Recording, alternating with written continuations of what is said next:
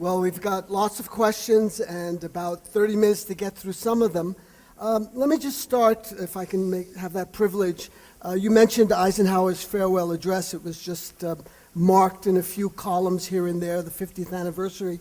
You know, after he made that warning in the very next paragraph, the warning about the military-industrial complex, he did say that there was one thing that could put a brake on it, and that was an informed and knowledgeable citizenry. Which goes to the whole question of the role of the media in being a conduit for information or misinformation or propaganda.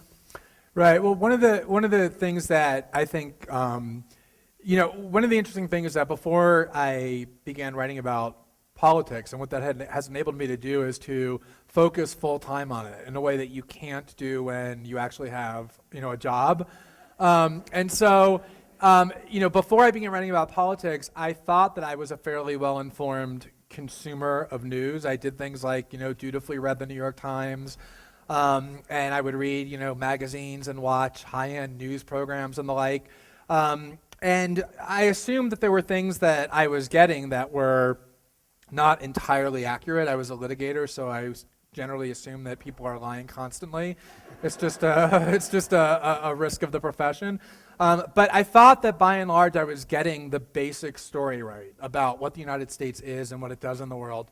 And one of the things that was really so eye-opening for me, and again, there is a little bit of a naivete to it, is that once I actually was able to start focusing on these things full time and reading original documents for myself and not having to rely on the mediation of the media and being able to pick and choose what I would focus on rather than having editors decide for me what I needed to know about and what I didn't, was that essentially all the, not just individual facts, but the broad narrative that I was getting was really radically flawed.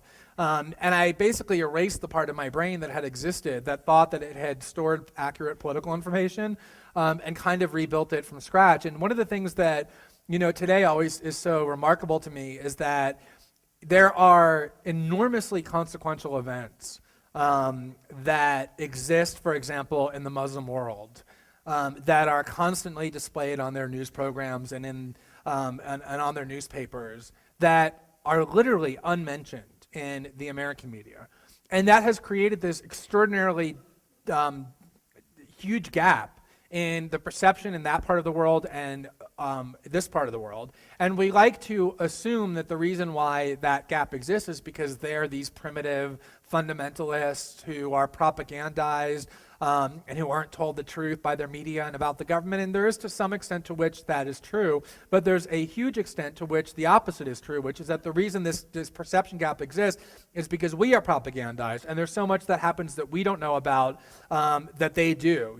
They know every time an American airplane slaughters innocent civilians, and we virtually never hear about it. They know that the American government spent years imprisoning Al Jazeera journalists without any due process of any kind in order to interrogate them about Al Jazeera, and that we attacked Al Jazeera with fighter pilot jets. And I guarantee you the percentage of Americans who knows any of that is infinitesimal. And you go down the list, and this is the definition of propaganda, when the information that we get is designed to shape our perceptions favorably to the government, and there's so much of that we have. A number of questions focus on WikiLeaks and Bradley Manning. How can people support financially or otherwise WikiLeaks and do so anonymously, if that seems to be a concern? And Bradley Manning, I know there's a demonstration coming up in Virginia on March 20th. Right. As far as financial support to WikiLeaks is concerned, there are difficult ways to do that because all American financial services corporations like the Bank of America and PayPal have terminated their services, and Visa and MasterCard won't process payments. It is difficult. There's ways to do it through bank wires. I don't know if there's a way to do it anonymously, and again, the fact that that concern has been raised reflects the climate that I talked about earlier. But if you go to the WikiLeaks website, which isn't easy to find these days thanks to the cyber attacks on Amazon, but it's at wikileaks.ch, there are instructions for how one can donate to WikiLeaks. Bradley Manning is a much more conservative donation to make, in the sense of nobody could ever suggest that there would be anything illegal about it. And he has a defense fund, which fortunately has raised, I think, 95 or 96% of the money that they think they will need for his defense. But there's still other things that he needs in terms of publicity to help get his story out in the media. And there may be other expenses, too, associated with protest and legal actions brought over the treatment to which he's being subjected. So you can just Google Bradley Manning Defense Fund, and you'll find that they're a very trustworthy organization, and you can donate as well. But I think the more important thing that one can do for WikiLeaks and Bradley Manning than giving money is what we're doing now, which is, a lot of times when I write things or speak at places, there's always this question, well, what can be done about this? As though what we're doing is nothing. And one of the most important things that you can do is get together with fellow citizens and inform them and talk about them and build up the dissatisfaction and the anger over it, so that there is real citizenry dissatisfaction in the citizenry for these things. There is a protest on March 20th at the Quantico base in Virginia, at the brig where he's being held, and whoever had the resources to go there, I think it would be encouraged to do so, and similar protests being organized around the country at Marine or Army facilities or at members of Congress over the torture to which this American citizen is being subjected on American soil, I think would be immensely helpful in bringing more attention to his plight. Again, this is an amalgam of several questions. You talked in your presentation about this enormous consortium of government and corporate power, and that faction is so powerful. In some ways, that's very disenabling in terms of creating this tremendous force. How can people confront it? Well, one of the interesting dynamics that I've confronted from the very beginning of my working on political issues and writing about political issues full time was this idea that if you, it's almost a paradox, but it's almost like the more you document just how heinous things are, the more hopelessness you risk breeding. Because the more you demonstrate how these powerful factions are seemingly invulnerable and how immunized they are from any forms of accountability, the more daunting the task seems to confront them. And what I would always say whenever people would say, well, this seems so hopeless and everything seems pessimistic in terms of the prospect for change, is I would say that any systems that have been constructed by human beings can be destroyed and replaced or even modified by other human beings. I mean, history proves that. And one of the things that I think is so vital about what's happening in the Middle East is, hopelessness. If you were to look up that term in the dictionary, you would find essentially the pictures of the people who were living under the repression in those countries. These are dictatorships that have been in place for decades. The people are disempowered, not just financially and in terms of weaponry, but in terms of being kept illiterate and poor education. That's not true in all the countries, but in many. And when you have a country that is under that level of repression for so long, it breaks their spirit, it breaks their psychological belief that they can actually change things. And so the fact that in that part of the world, the most unlikely part of that world, ordinary people are rising up together and essentially putting great fear in these tyrants and in these monarchs who are propped up by the United States and have been for decades and are winning, should prevent any person in this country with the resources and the relative domestic liberties that we have from ever succumbing to resignation. That ought to be the model that prevents that from happening.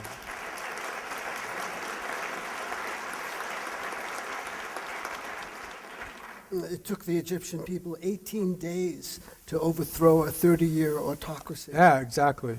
Quite an amazing accomplishment. What do you think is behind Obama's decision to restore military tribunals in Guantanamo?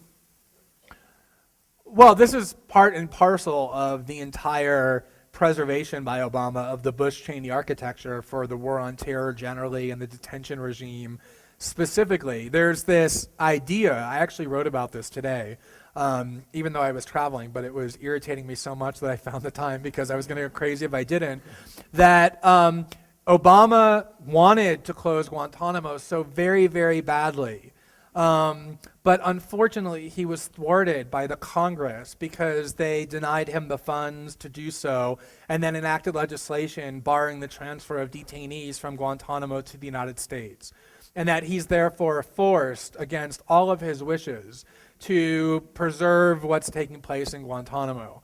And this is actually a complete fiction, because if you go and look at what Obama actually said he wanted to do and intended to do prior to the time that the Congress did anything, he, it is true, wanted to close Guantanamo in the sense of taking all of the parts that compose it and moving it a couple thousand miles north to a maximum security facility, a supermax, in Thompson, Illinois, where the detainees there would continue to be detained without any due process of any kind, without being charged, without any recourse beyond the say-so of the president, and to continue the system of military tribunals as well that caused so much controversy during the Bush administration. So I was pretty involved in the debates over the Guantanamo disputes, and my recollection is pretty clear that what made people so angry about Guantanamo was not that it was located in Cuba rather than Illinois, so that if you just move it to Illinois, it's all problem solved. I think what made people angry was that it was sort of un-American and unjust to put people in prison for decades or for life without so much as charging them with a crime, or inventing new tribunals instead of allowing them access to our regular courts that were essentially rigged in advance to ensure their conviction. And so this idea that Obama wanted to close Guantanamo and isn't that great and too bad he got thwarted is true only in the narrowest sense. The reality is he all along wanted to simply transfer the system that was Guantanamo to a different location on the premise that if he did that, I guess, it would fool enough people in the Muslim world and in the United States to make everyone think that the nightmare of the Bush regime is over. That would never have fooled anyone, other than a few partisans in the United States and probably the entire cast of cable news. But other than that, it would not have fooled anyone. And so, you know, it is true that Congress forced this system to continue in Cuba, but what Obama wanted to do wasn't all that different. Talk about the social media and its impact, Facebook, Twitter, YouTube. I was just in Kashmir like 10 days ago. Kids there who are in revolt against the Indian occupation are taking, their cell phones and photographing and then uploading those onto YouTube, and they're spreading all over. Right. Well, to me, this new social media really is just the inevitable and logical progression from what I think the internet did several years ago in terms of making political discourse much more democratized.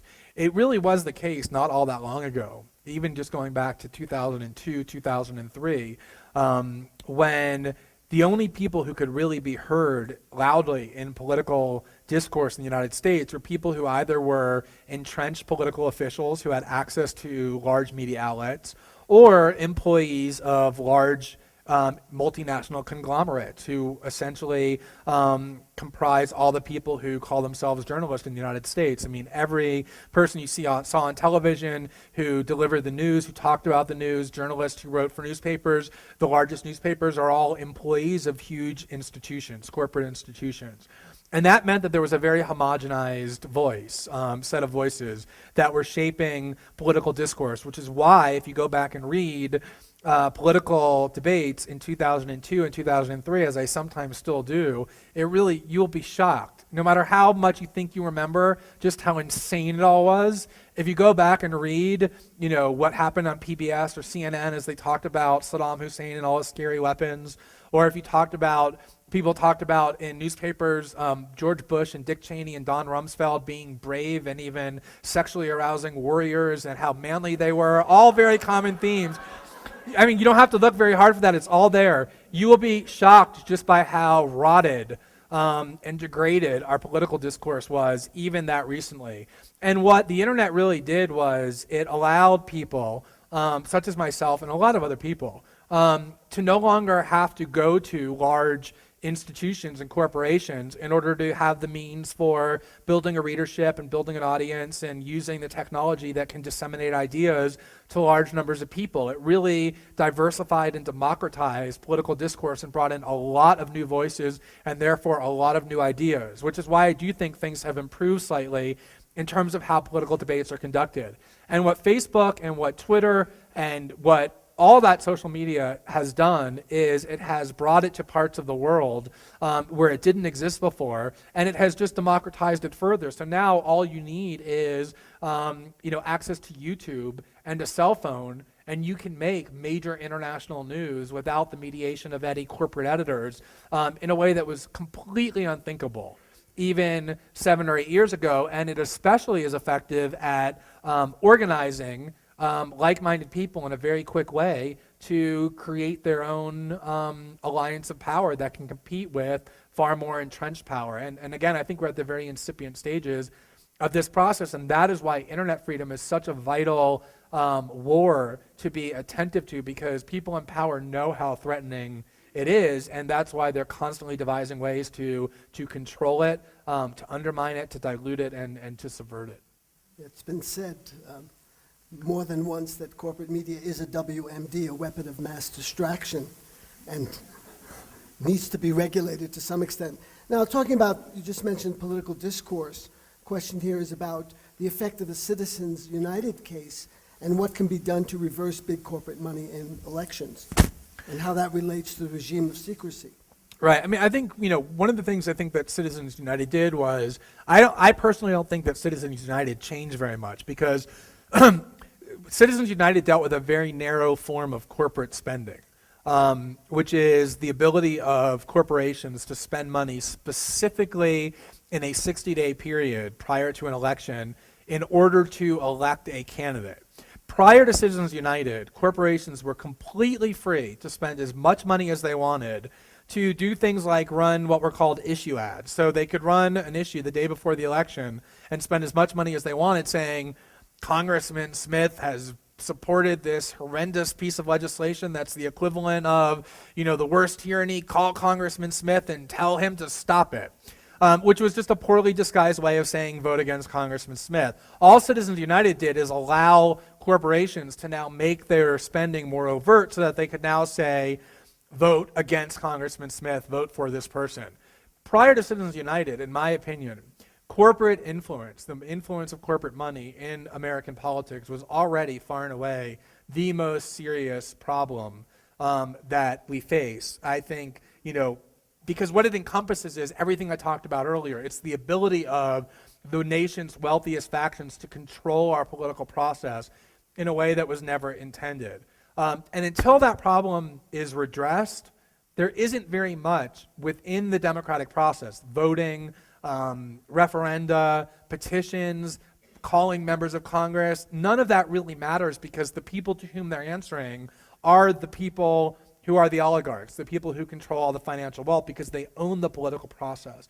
I personally am a lot more comfortable with leveling that playing field with a very robust form of public financing so that if corporations give $10 million to a particular candidate, there's a public financing scheme that will give $10 million to their opponent and level out the playing field so that candidates don't have to be beholden to moneyed interest. I think that's the only way to subvert that, combined with genuine full disclosure so that people like the Koch brothers and others can't operate in the dark and act covertly. But I think public financing can truly level the playing field in a way that will alleviate the need of politicians to serve who their masters are now, which are the people who buy and pay for the political system.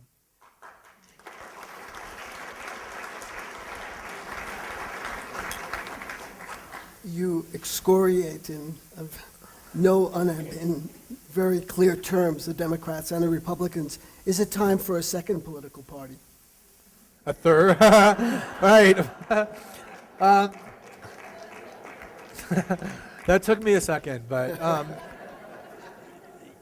it's interesting. I mean, some of the critics of the American political process, whom I respect most, will say, no matter how critical they are of the Democratic Party and how insistent they are that there's very little difference between them, that it's still important at the end of the day to vote against Republicans and vote for Democrats. That's something that Noam Chomsky says all the time. I'm not for the moment saying that's my opinion, so if you want to applaud him, go ahead.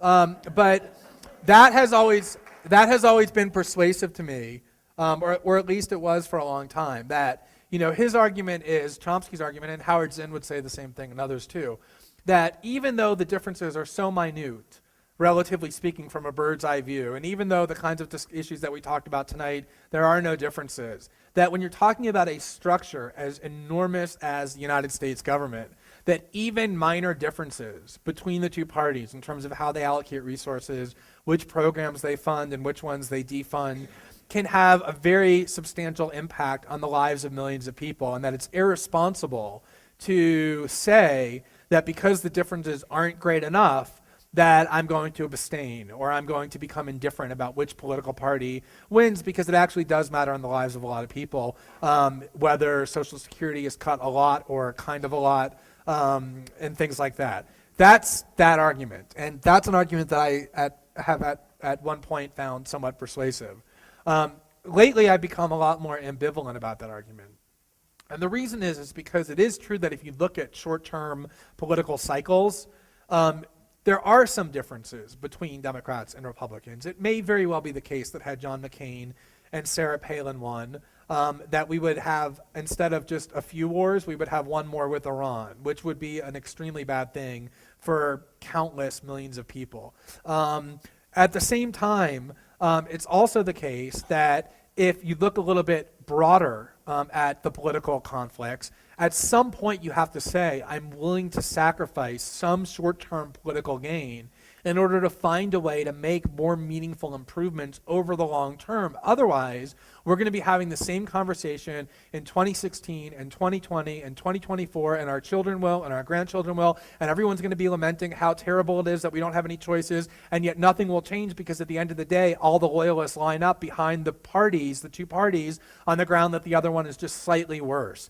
And until that mindset is broken, and I don't know what the answer is for breaking it, because I acknowledge that there is real danger from abstaining from the political process or becoming indifferent about which of the two political parties win. But what I know is that as long as we continue doing what we're doing, the same dynamic will persist. That's just logical. And so at some point, I think you need to start to say that the differences are minor enough that I'm willing to let the slightly worse party win a couple more seats than they otherwise might, maybe even win an election, because I want the Democratic Party to know that if they continue doing what they're doing on the grounds that they can just take for granted all of our support, that at some point that assurance in their mind needs to be broken so that they become more attentive to the people they claim to represent.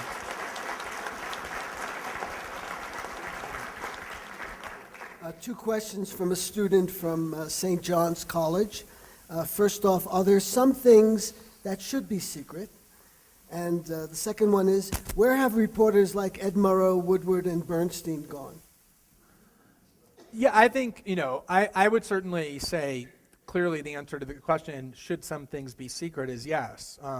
If the government is investigating as part of the grand jury a potential criminal target, you don't want that fact to be known or what they discover to be known, because it may be that the person ends up innocent and their name will be besmirched by disclosure of grand jury secrecy. There's certain things that you probably wouldn't want publicized on the front page of the New York Times, like the location of nuclear warheads and the combination to launch them would probably be a thing that you'd want to keep secret, in my opinion. I think even the hardest core transparency advocates acknowledge that there is some degree of legitimate secrecy. The problem is that secrecy ought to be the very rare exception, and it's become the rule. And so one of the things that's so amazing to me is that over the last year, WikiLeaks has released close to 1 million pages of documents.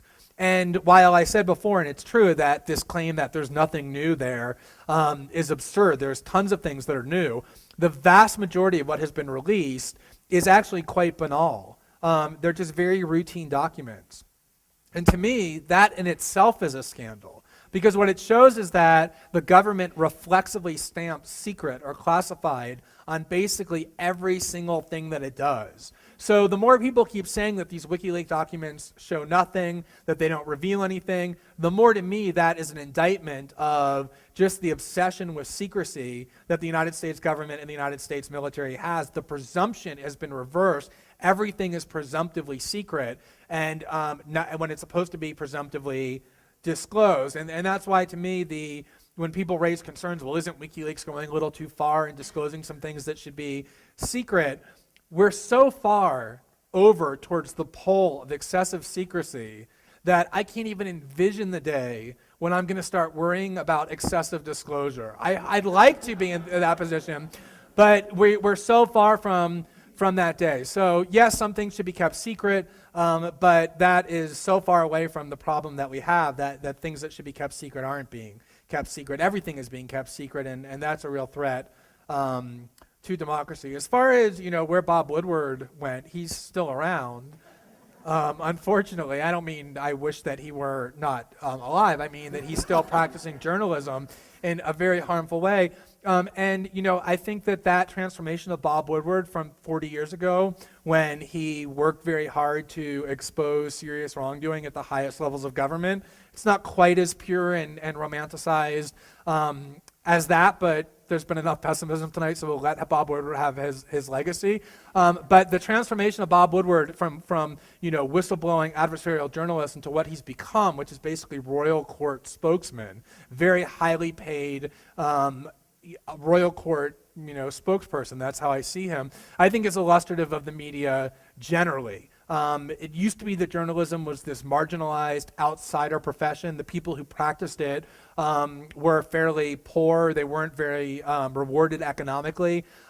They've now been incorporated almost fully into the circles of political power. They're far closer to, they identify far more with culturally, socioeconomically, the people whom they're covering and the people whom they're supposed to be adversarially watchdogging than the people on whose behalf they're doing that. It's become completely morphed. And that, I think, has really corrupted what they do. The great journalist David Halberstam said, the more famous you are, the less of a journalist you probably are.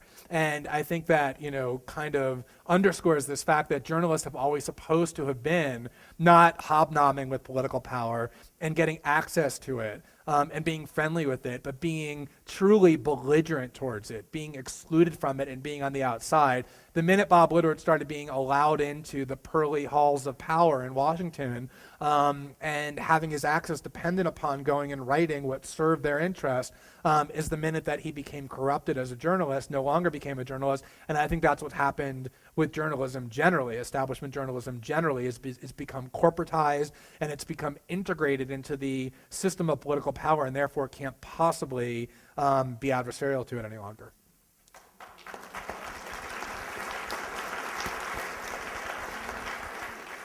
And if I may say to that student, forget Woodward. Read Dar Jamel, read Jeremy Scahill, Asad Abu Khalil, Tom Izzy Eberhard, Stone. Nia Rosen. Izzy Stone. I.F. Stone, of course, classic journalist. So there's a lot of alternatives out there. Yeah, I'm sure I left off some names. Excuse the grammar, but within a week, this event will be podcastable and downloadable, both the audio and the video. Just go to the Lannan website and you'll find it there. We're running out of time. Let me give you a couple of loaded questions here. Any more bombshells from WikiLeaks? They reportedly have some major information about what's happening in the financial system. Well, there was a story for a while that they had some very explosive documents about a major bank, which everyone assumed correctly was Bank of America. And that actually led to a recent scandal where the Bank of America hired a law firm and some internet security firms to start trying to coordinate a response to WikiLeaks and to attack it. I'm not sure how significant those Bank of America documents are really going to be. Obviously, there's lots of corruption and wrongdoing at the highest levels of every major American bank. The Bank of America is America's largest bank. So it isn't that the corruption doesn't exist. I just don't know if these documents are going to be able to fulfill the original promise. But what I do know is that WikiLeaks' problem right now is that they're so overloaded with disclosures of documents that seem at face value to be extremely significant, that one of the reasons why they actually do need financial support is because it's very expensive for them to go through the process of verifying and authenticating those documents. They're well aware that the Pentagon wants to feed false documents to them, that their credibility would be instantly destroyed if they ever released in this major fanfare of a way documents that turned out to be fabricated. And so when they do get documents, they go to extreme lengths to ensure that they are authentic. That's why it takes some time. So they are sitting on some documents that I know for a fact, if they're real, will make as much headlines, if not more, than the previous disclosures. It's just a matter of getting those documents verified.